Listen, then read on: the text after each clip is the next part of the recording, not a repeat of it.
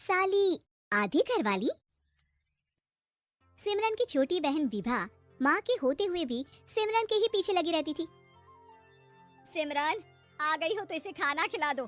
बोल रही है तुम जब तक नहीं खाओगी ये भी नहीं खाएगी। क्या है विभा, तुम खा लिया करो ना, मुझे ऑफिस से आने में देर हो जाती है।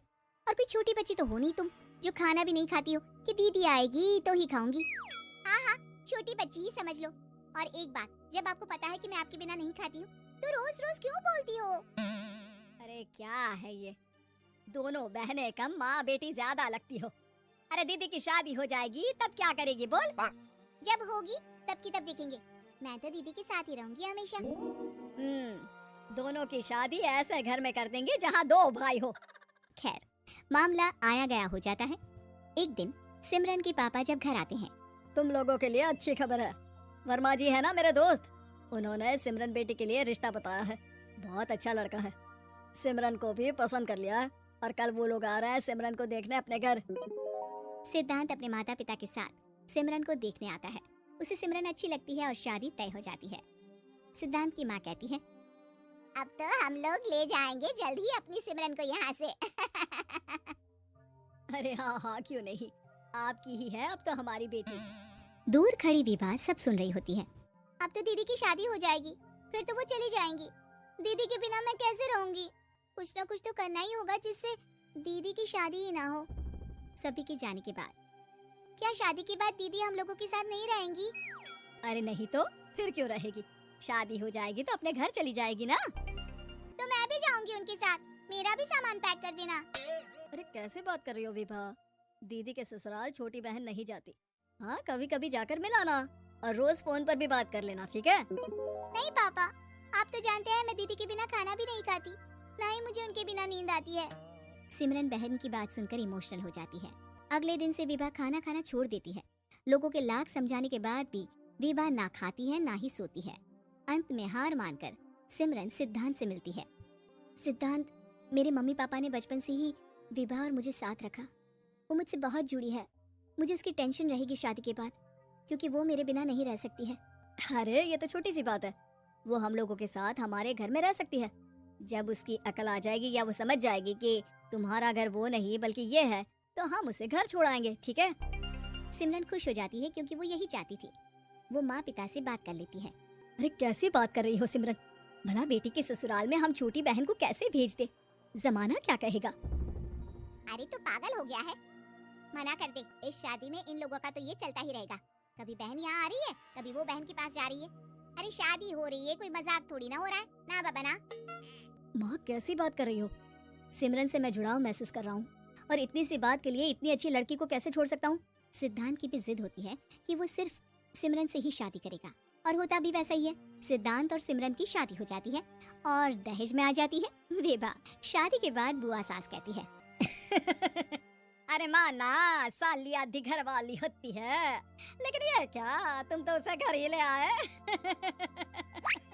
तभी चाची कहती है, सिद्धांत को तो हम लोगों ने सीधा समझा था, लेकिन सबसे तेज तो यही निकला। अरे देखो कैसे दहेज तो नहीं लिया, लेकिन साली पर कब्जा कर लिया। सिद्धांत ने इस और तो सोचा ही नहीं था, लोग उन लोगों के बारे में ऐसी भी बात करेंगे। वो वहाँ से चला जाता है और चुपचाप अपने कमरे में लेट जाता है। क्या हुआ सिद्धांत, तुम अचानक से परेशान हो गए, कोई बात है क्या? अरे नहीं नहीं, वो थक गया था ना, शादी की सारी तैयारी और रस्मों के बीच, सोच रहा हूँ थोड़ा आराम कर लूँ। हाँ ठीक है, आप लेट जाइए, मैं विभा का बेड लगा देती हूँ जमीन पर। क्या वो यहाँ सोएगी? हाँ बताया तो था कि उसे नींद नहीं आती मेरे बिना, तो तुम आराम से लेटो ऊपर, हम लोग नीचे बिछा लेते हैं। अरे नहीं नहीं, तुम दोनों आराम से लेटो ऊपर, मैं माँ पापा के रूम में जा रहा हूँ। सिद्धांत वहाँ से दूसरे कमरे में चला जाता है जहाँ सिद्धांत के पिता उसे कहते हैं, क्या बात है बेटा, तू उस कमरे में क्यों नहीं सो रहा? बहू से लड़ाई हो गई है क्या शादी के पहले दिन ही? अब नहीं पापा, वो दोनों बहनों को बात करनी थी और मुझे नींद आ रही है तो मैं यहाँ सोने चला आया। अगले दिन सिद्धांत तैयार होकर ऑफिस जाता है। ऑफिस में लंच के वक्त दोस्त कहता है, क्या बात है सिद्धांत, इतना सारा खाना एक ही दिन में? हाँ यार, वो सिमरन को खाना बनाने का शौक है तो उसी ने बनाया है। यार हम लोगों की तो सिर्फ एक ही बीवी है, इसकी तो दो दो है ना। सिद्धांत को गुस्सा आ जाता है। कैसी बात कर रहा है तू? अरे तू तो भाग्यशाली है जो बीवी के साथ साथ साली भी आ गई। अरे साली लोगों की तो आधी घरवाली होती है, तुझे तो पूरी की पूरी मिल गई। सिद्धांत का पारा अब 7वें आसमान में पहुंच जाता है। वो खड़ा होकर उस लड़के से लड़ने लगता है। हाँ, मेरी शादी में मेरी बीवी के साथ मेरी साली भी आई है, ये सच है, लेकिन सिर्फ कुछ समय के लिए, क्योंकि उसने सिमरन को बचपन से ही माँ की तरह देखा और यूं अचानक वो सिमरन से अलग नहीं रह सकती थी। इसलिए सोचो, अगर मेरी बीवी उसके लिए माँ का स्थान रखती है तो मेरा दर्जा क्या हुआ। तभी वहाँ बॉस आ जाता है। माफ करना सिद्धांत, यहाँ इस मेंटल लेवल के लोग हैं, जरूरी नहीं साली सिर्फ आधी घरवाली ही हो, कभी वो छोटी बहन तो कभी बेटी भी होती है। वेल डन सिद्धांत। सिद्धांत को अब ऑफिस में कोई कुछ नहीं कहता, लेकिन आस पड़ोस का वो तो वही हाल रहता है। सिद्धांत ऑफिस से घर की ओर आ रहा होता है कि रास्ते में उसे अपनी कॉलोनी का दोस्त मिल जाता है। क्या बात है, चेहरे की चमक बता रही है, शादी से बड़ा खुश है तू, क्यों?